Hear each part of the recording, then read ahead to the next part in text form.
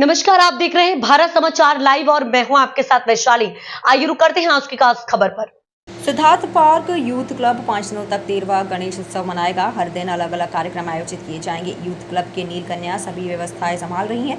महाआरती की रात में हर दिन अलग अलग कार्यक्रम आयोजित किए जा रहे हैं, जिसमें यूथ क्लब के नील कन्या कपिल चौहान, जिग्नेश व्यास, प्रकाश आचार्य, जयदीप व्यास, ऋषि वाघेला, ऋषि कन्या कौशिक व्यास, ध्रुव परमार, प्रशांत सलात, हरित पंड्या, मानस पंड्या, हेताचार्य आदि व्यवस्थाएं संभाल रहे हैं। यह ड्यूटी उमेश आचार्य ने बताया।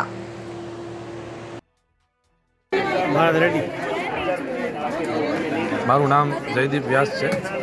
હું સિદ્ધાર્થ પાર્કનો રહેવાસી છું। છેલ્લા 13 વર્ષથી સિદ્ધાર્થ પાર્કની અંદર એક ભવ્ય અને દિવ્ય ગણેશ મહોત્સવ ઉજવાઈ રહ્યો છે। ગણપતિ દાદા એ વિઘ્નહર્તા દેવ છે અને ખાસ કરીને મનુષ્ય માત્રના દરેકના વિઘ્નો હરે એવા હેતુથી સંપૂર્ણ વિશ્વ જ્યારે ગણપતિ દાદાનો ઉત્સવ ઉજવી રહ્યો છે ત્યારે સિદ્ધાર્થ પાર્કના યુવાનો એમાં ખાસ કરીને નવયુવાનો જ્યારે આવું એક અદ્ભુત ધર્મનું કાર્ય કરતા હોય ત્યારે સનાતન ધર્મનો હકીકતમાં એક વિજય છે। સનાતન ધર્મનો એક મુખ્ય પર્વ એ ગણેશ મહોત્સવ છે।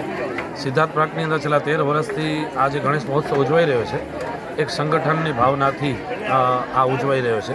મહારાષ્ટ્રમાંથી આ ગણેશ મહોત્સવનો પ્રારંભ થયો ત્યારથી સંપૂર્ણ વિશ્વની અંદર ગણેશ મહોત્સવ ઉજવાઈ રહ્યો છે।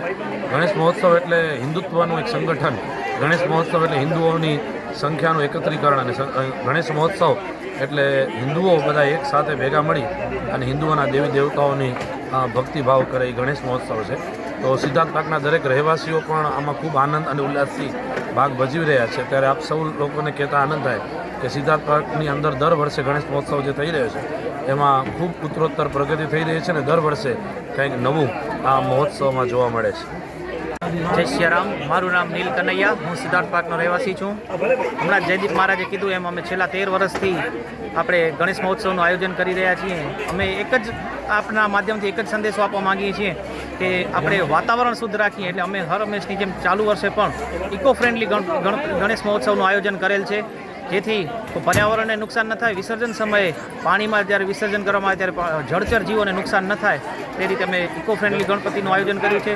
5 દિવસનું આયોજન હોય છે અને જુદા જુદા કાર્યક્રમ રાખેલા, નાના બાળકો માટે વેશભૂષા, મોટા માટે કરાઓકે તથા જનરલ બધા માટે આપણે હાઉઝી મ્યુઝિકલ હાઉઝીનો કાર્યક્રમ જે કાર્તિકભાઈ અંતાણીના સથવારે રાખેલ છે। એમ જુદા જુદા કાર્યક્રમ અમે આપતા હોઈએ છીએ સોસાયટી। આવતા દિવસોમાં બીજા કાર્યક્રમ આવતા દિવસોમાં આજે અમે કરાઓકે રાખેલો છે, જેમાં અમારી પાસે લગભગ 30 જેટલા નામ આવેલા છે સોસાયટીમાંથી। આવતીકાલે નાના બાળકોનું પ્રિય એવું વેશભૂષા અને ડાન્સનો કાર્યક્રમ રાખેલ છે, ત્યારબાદ રમતગમતનો કાર્યક્રમ રાખેલ છે।